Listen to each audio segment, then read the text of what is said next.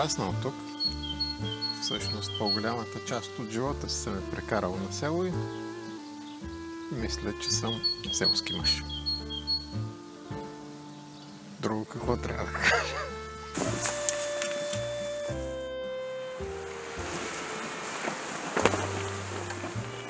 Мястото, на което се намираме в момента, е семейен имот от поколения назад. Той във времето изглеждаше по различен начин. В момента живее един втори живот. Във времето назад тук е имало много овце. Сградата, която е точно от дясната ми страна, е обор.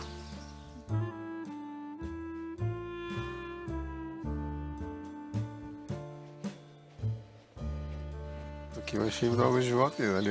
В моето детство двора беше пълен с няколко вида пернати, имаше овце. Дядо ми обичаше да има такива големи силни коне. Гледаше над 200 овце в силните си години. Изключително такъв работлив човек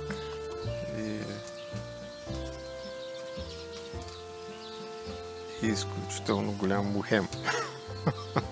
Не мисля, че съм виждал втори като него. Но да, това са неща, които дават отражение. Там дори през поколение. Дали в удоволствията или в нещата, към които се стреми, в всичко от тях мисля, че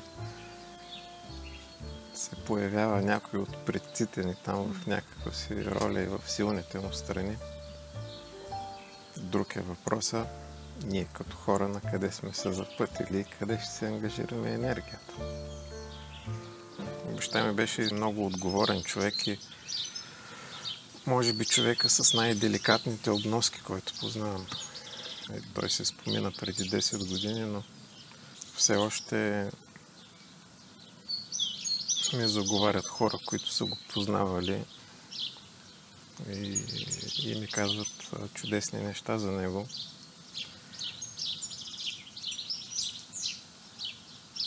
Което е и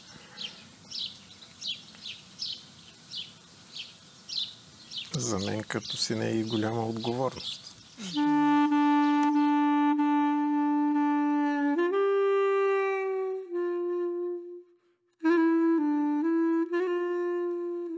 В някои отношения, вероятно, прилича ми на майка ми, която е изключително силна жена и е много безкомпромисна. Такъв тип хора също си имат чара и са и такова добро мерило за света, в който живеем. Той в никакъв случай не е толерантен. Хората от моето поколение, една част от тях вече дори не са български граждани, поради всички кощунства, които се случиха в държавата и вероятно човек, ако има и такива по-серд разбирания за живота, по-лесно някак си живее и оцелява и си отстоява неговите неща, защото ние видяхме как една държава пълна с млади хора, как буквално се изпари, нали, на улицата, която е зад къщата. Ние бяхме 5 момчета и едно момиче. Практически в момента съм аз тук и едното момче.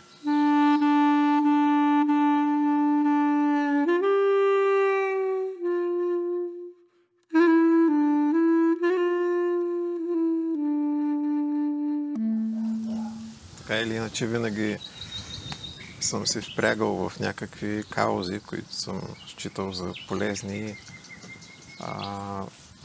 Смея да твърдя, че съм по един или друг начин социално ангажиран човек. Просто в един момент се сблъсках с читалището. До тогава просто го приемах за нещо, което нали, го има е там. Това е най-голямата сграда в селото, както в повечето села. И нали, минавайки се вижда една фасада. Беше ми ясно, че там не кипи живот. И си го представях като запечатано във времето. Като капсула. В един момент отивам аз на едно селско събрание в читалището. След по-малко от година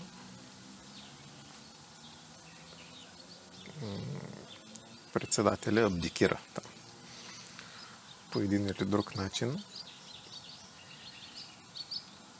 И тогава някои хора уверено казаха: Краси, ти трябва да станеш председател на читалището. Аз недоумявах защо, но усетих, че нещо става и влязах и го обиколих цялото.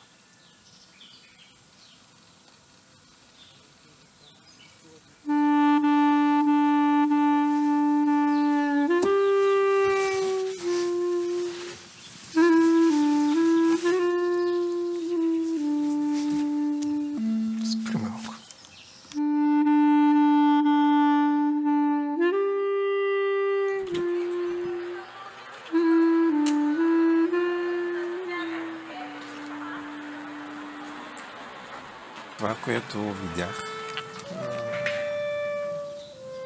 не ми даде сън няколко дни.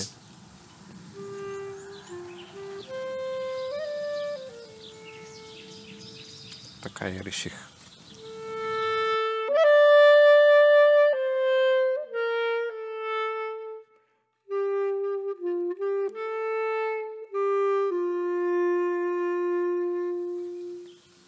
В момента ние имаме две фолклорни групи в читалището, певческа и танцова. Има две сериозни етноекспозиции, чисто етноекспозиция, там с вещи от бита, носи събрани от различни краища. Рибарска експозиция събрахме миналата година. Събрахме неща, които вече не се ползват. От стария занаят. И това беше и такъв реверанс към всички тия корави мъже, които във времето са си давали здравето в морето.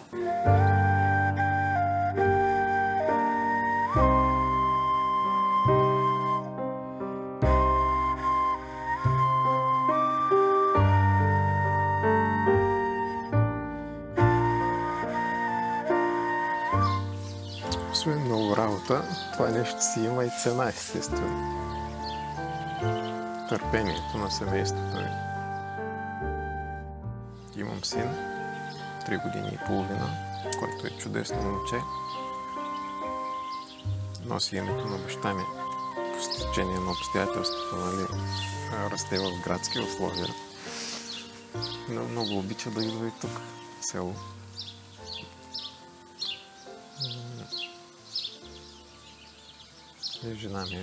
Жена ми е по-градска жена. Или всъщност е градска жена.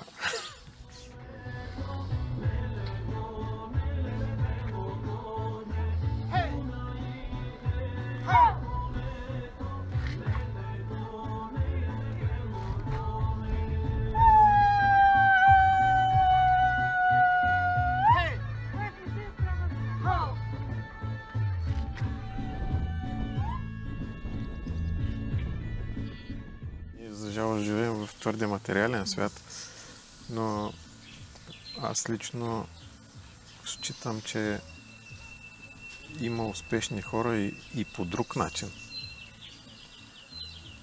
Не е задължително човек да кара кола за половин милион, за да е окей.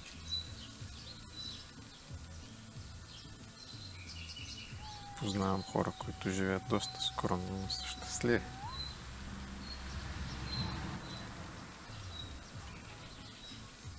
Някои от тях правят и забележителни неща.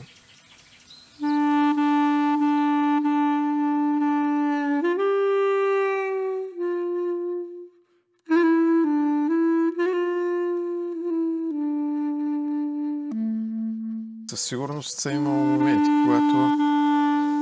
когато е имало по-лесен начин. Който обаче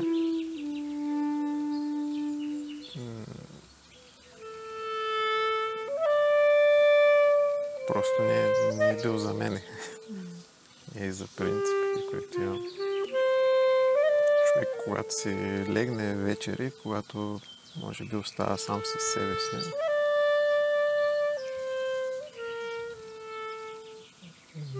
мисля, че не било нещо да му тежи там. Пък хората какво след време за мен, знам ли?